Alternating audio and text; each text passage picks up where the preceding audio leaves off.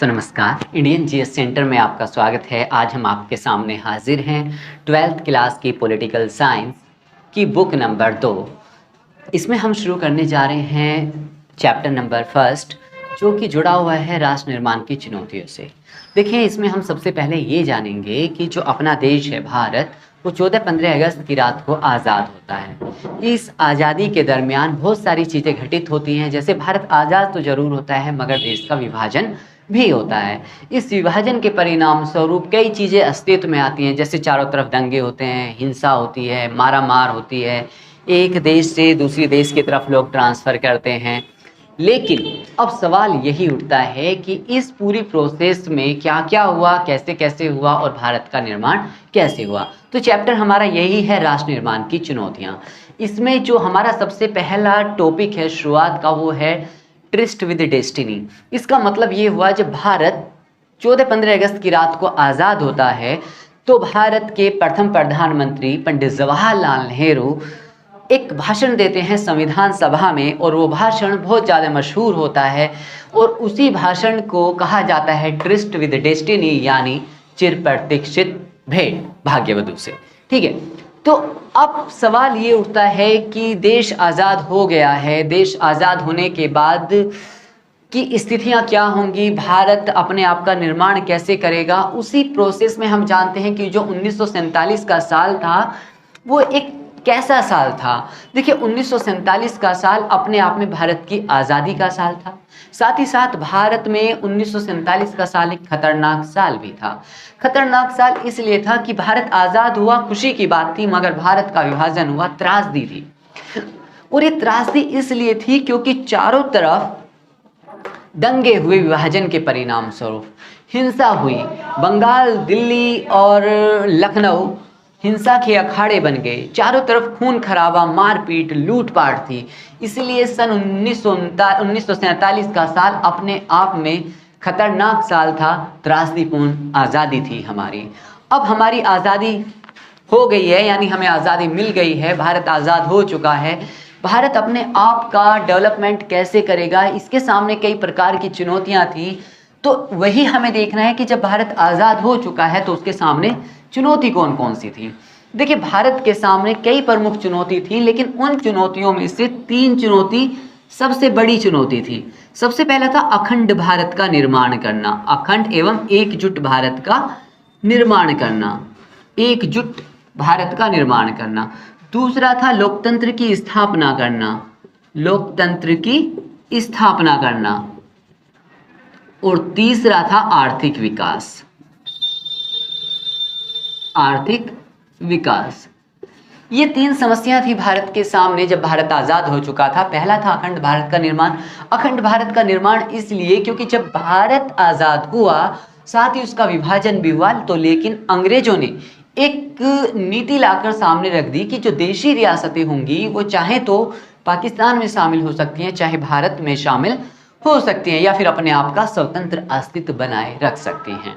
तो ऐसी स्थिति में जब अंग्रेजों ने घोषणा कर दी थी, तो भारत को एकजुट बनाए रखना और अखंड भारत का निर्माण करना अपने आप में चुनौती थी।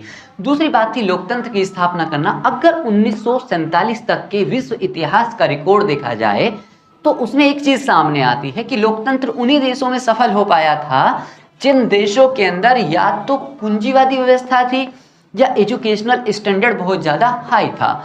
लेकिन हम इन दोनों ही मोर्चों पर फेल थे, क्योंकि हमारा एजुकेशनल स्टैंडर्ड यानी कि साक्षरता दर मात्र 7% थी, और अगर आर्थिक विकास की दर की बात करें तो वो तो बहुत कम थी, लगभग 2%।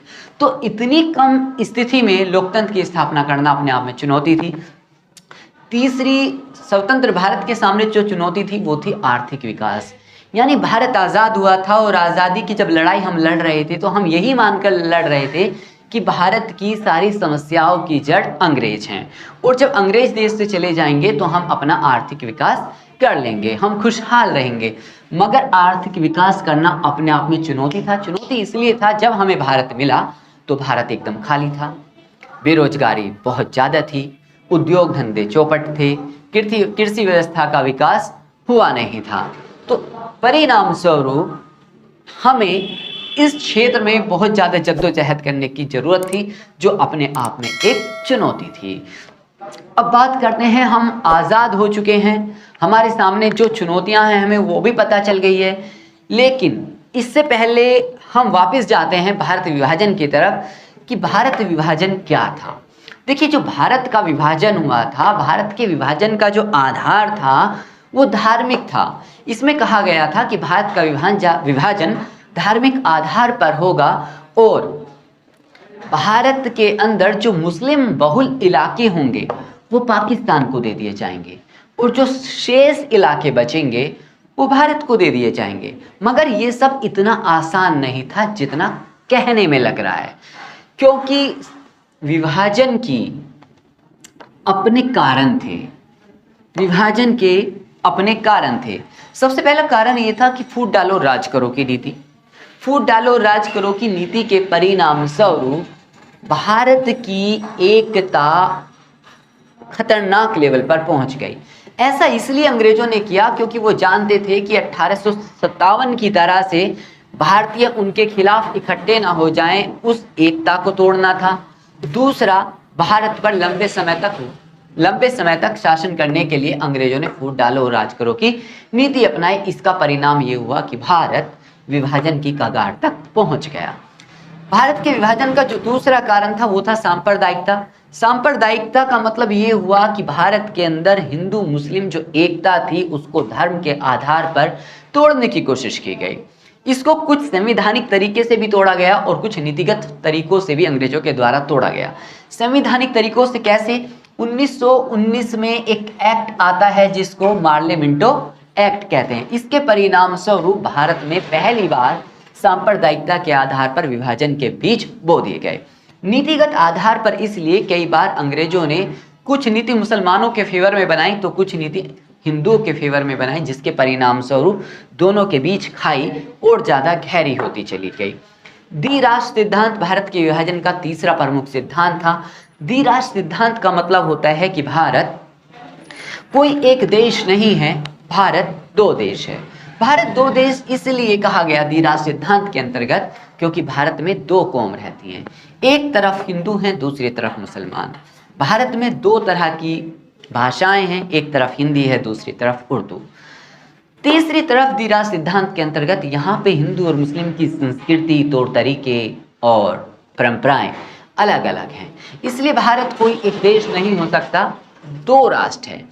इस चीज को अंग्रेजों के द्वारा और कुछ भारतीय नेताओं के द्वारा इतना बढ़ावा दिया गया कि हिंदू मुसलमानों के दिमाग में ये बात बैठ गई कि वो एक साथ साथ नहीं रह सकते। परिणाम स्वरूप भारत देश के विभाजन तक पहुंच गया और सन 1947 के 14-15 अगस्त की रात को फाइनली भारत का विभाजन हो गया। अब भारत का विभाजन हो गया, मगर भारत के विभाजन की जो बाधाएं थी वो और भी ज्यादा जटिल थी।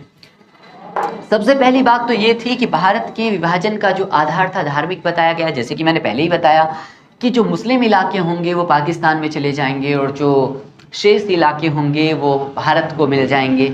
लेकिन ये इतना आसान कहाँ था, क्योंकि ब्रिटिश भारत के अंदर ऐसा कोई इलाका ही नहीं था। ब्रिटिश भारत के अंदर कोई ऐसा इलाका ही नहीं था जो मुस्लिम बहुल हो, मुस्लिम बहुल हो। तो ये अपने आप में बड़ी चुनौती थी कि भारत के अंदर जब कोई मुस्लिम बहुल इलाका ही नहीं है तो भारत का विभाजन कैसे करते। दूसरी बात, दो मुस्लिम इलाके थे भी, पंजाब और बंगाल, तो ये दोनों एक पश्चिम में था तो एक पूर्व में था, एक पूर्व में था और बीच में भारत विशाल। तो ऐसे में इन दोनों को एकजुट नहीं किया जा सकता था, तो भारत के विभाजन में दूसरी बड़ी समस्या थी। तीसरी समस्या ये थी कि हर मुस्लिम और मुस्लिम इलाका पाकिस्तान में जाने के लिए तैयार नहीं था, तो भाई भारत का विभाजन कैसे हो जाए। चौथी समस्या ये थी कि जो पंजाब और बंगाल थे इन दोनों के अंदर मुस्लिम बहुल इलाके होने के साथ साथ हिंदू बहुल इलाके भी थे, तो इनका विभाजन कैसे हो। लेकिन फाइनली तय किया गया कि पंजाब और बंगाल का विभाजन होगा और परिणाम स्वरूप बंगाल और पंजाब का भी विभाजन हुआ। तो भारत विभाजन की जो पांचवी बाधा थी, पांचवी बाधा ये थी कि खान अब्दुल गफ्फार खान, जिनको सीमांत गांधी के नाम से जाना जाता है, वो विभाजन के कट्टर विरोधी थे।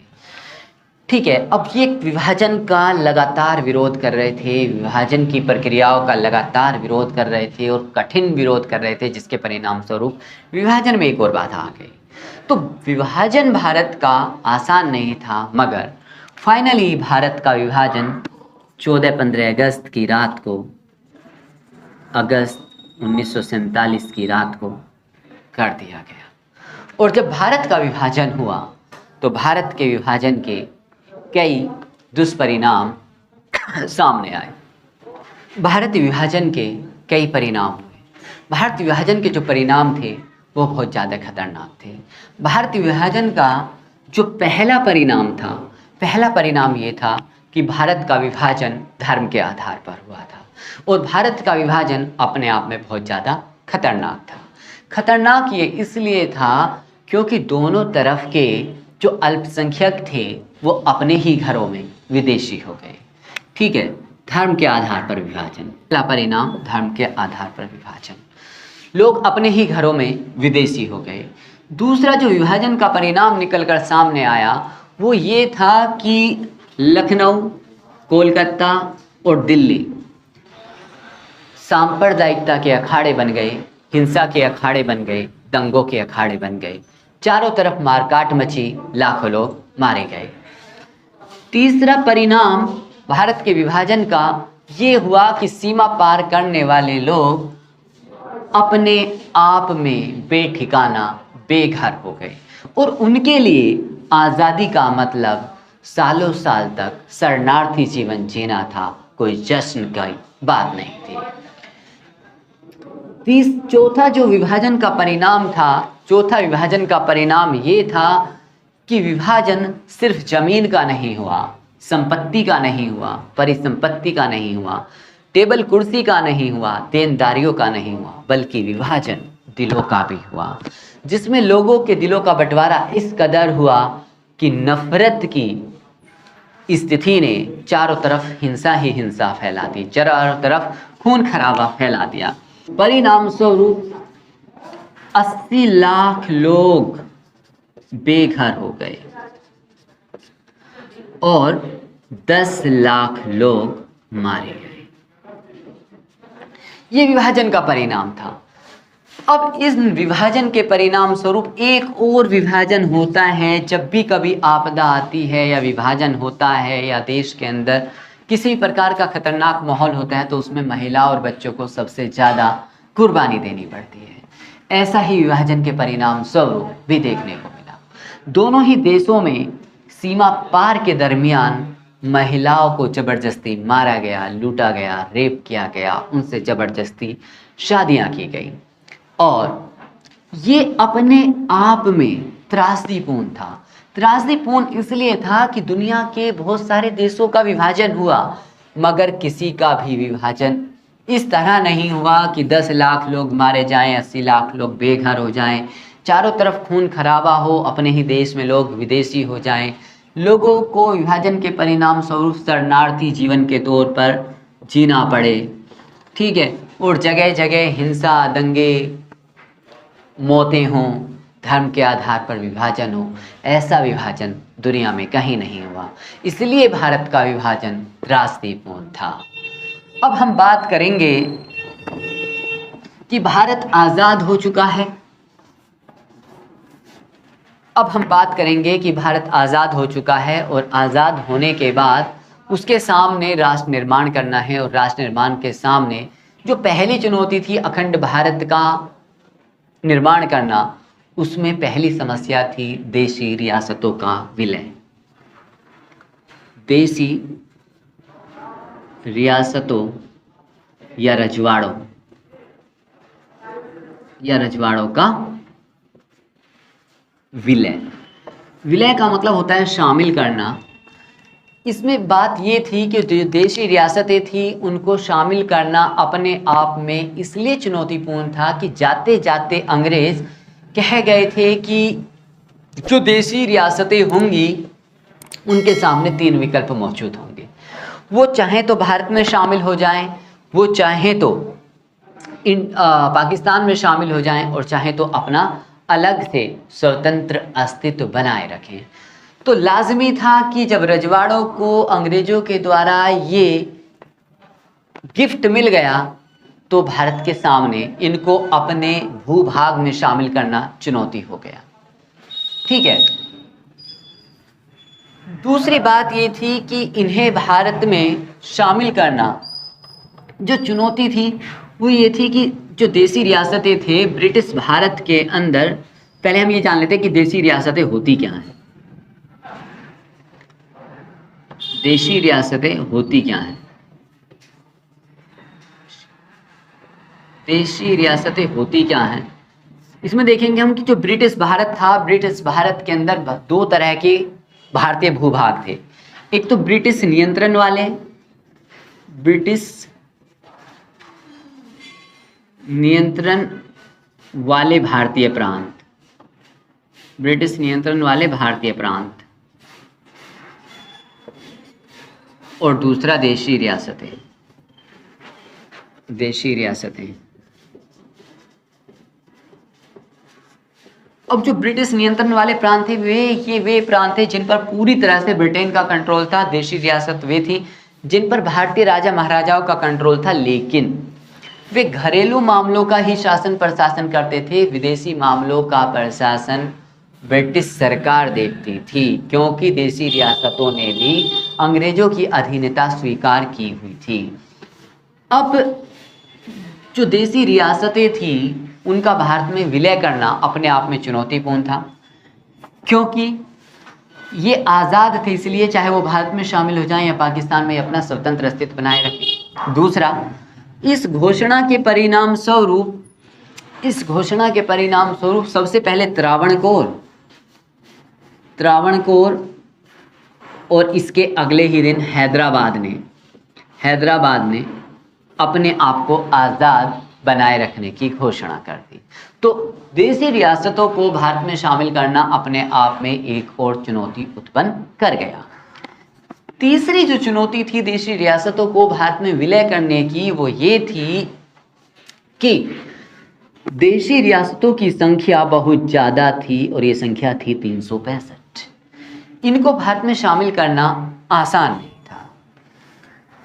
चौथी जो समस्या थी देशी रियासतों की, क्योंकि हर एक राजा नहीं चाहता कि वो भारत में शामिल हो, और हर एक नहीं चाहता पाकिस्तान में शामिल हो। परिणाम स्वरूप इनको मनाना आसान नहीं था, इसीलिए साम दाम दंड भेद की नीति अपनाई गई, और बहुत सारी देशी रियासतों को, या यूं कहें कि 365 देशी रियासतों को भारत में शामिल कर लिया गया। अब देशी रियासतों को भारत के अंदर शामिल कर लिया गया, लेकिन ये शामिल कैसे किया गया, इसके लिए एक तरीका अपनाया गया जिसको इंस्ट्रूमेंट ऑफ एक्सेशन कहा जाता है। इंस्ट्रूमेंट ऑफ एक्सेशन का अर्थ है कि वह सहमति पत्र जिस पर साइन करके देशी रियासतें भारत का अभिन्न अंग बन गई। इंस्ट्रूमेंट ऑफ एक्सेशन देश की आज़ादी से पहले ही, यानी 15 अगस्त 1947 से पहले ही इस इंस्ट्रूमेंट ऑफ एक्सेशन के जरिए बहुत सारे राज्यों ने भारत में शामिल होने की सहमति जता दी थी। लेकिन जो पेच फंसा था, आप जानते हैं 4-5 जगह पेच फंसता है जो भारत में शामिल होने से इनकार करते हैं, अपने आप में स्वतंत्र रहने की घोषणा करते हैं। उसमें सबसे पहला तो त्रावणकोर ही है, दूसरे नंबर पे हैदराबाद है, तीसरे नंबर पे जूनागढ़ है, और चौथा आपका J&K है। इन तीनों को साम दाम दंड भेद की नीति के द्वारा भारत में शामिल कर लिया गया, मगर जम्मू कश्मीर का मसला उलझा रह गया, और ऐसा उलझा कि भारत को आज तक परेशान कर रहा है। ठीक है। इसके बाद जो मोस्ट इम्पोर्टेंट चीज़ है वो ये है कि देशी रियासतें भारत में मिल गई हैं, और लेकिन अभी कुछ राज्यों के मसले बाकी हैं, जैसे कि आंध्र प्रदेश का मसला और श्रीरामुलु पोट्टी। इसमें मोस्ट इम्पोर्टेंट चीज़ ये है जानने वाली, जो श्रीरामुलु पोट्टी हैं वो गांधीवादी नेता हैं, अहिंसक कार्यवाही में यकीन रखते हैं, अहिंसावादी हैं। गांधी जी के दर्शन को इन्होंने फॉलो किया था, मगर आंध्र प्रदेश के लिए ये चाहते थे कि आंध्र प्रदेश का गठन भाषाई आधार पर हो। इसीलिए श्री रामुलु पोटी ने 1952 में आंध्र प्रदेश को भाषाई आधार पर राज्य बनाने के लिए एक धरना प्रदर्शन करना शुरू कर दिया और वे अमरण अनशन के लिए बैठ गए। लेकिन लगातार 56 दिन तक इन्होंने आमरण अनशन किया और 56वें दिन इनकी मौत हो गई। पूरा आंध्र प्रदेश आग से झुलस पड़ा, चारों तरफ हिंसा आगजनी थी। परिणाम स्वरूप भारत सरकार के ऊपर दबाव आया और भारत सरकार ने घोषणा की कि एक राज्य पुनर्गठन आयोग बनाया जाएगा। राज्य पुनर्गठन आयोग बनाया जाएगा और ये पुनर्गठन आयोग यह देखेगा कि भाषाई आधार पर राज्यों का गठन करना उचित है या नहीं, और अगर उचित है तो किस प्रकार से राज्यों का भाषाई आधार पर गठन हो सकता है। परिणाम स्वरूप इसकी स्थापना 1953 में कर दी गई और इसकी जो सिफारिशें आईं, उन सिफारिशों के आधार पर भारत सरकार ने राज्य पुनर्गठन अधिनियम 1956 पास कर दिया। राज्य पुनर्गठन अधिनियम 1956 पास कर दिया। इसके परिणाम स्वरूप देश के अंदर भाषाई आधार पर राज्यों का पुनर्गठन किया गया और नए 14 राज्य और 6 केंद्र शासित प्रदेश बनाए गए। परिणाम स्वरूप इस तरह से जो चैप्टर नंबर हमारा फर्स्ट है वो ख़त्म होता है। अगले चैप्टर के लिए आप हमारे साथ जुड़े रहिए। चैनल को लाइक करें, शेयर करें, सब्सक्राइब करें। शुक्रिया।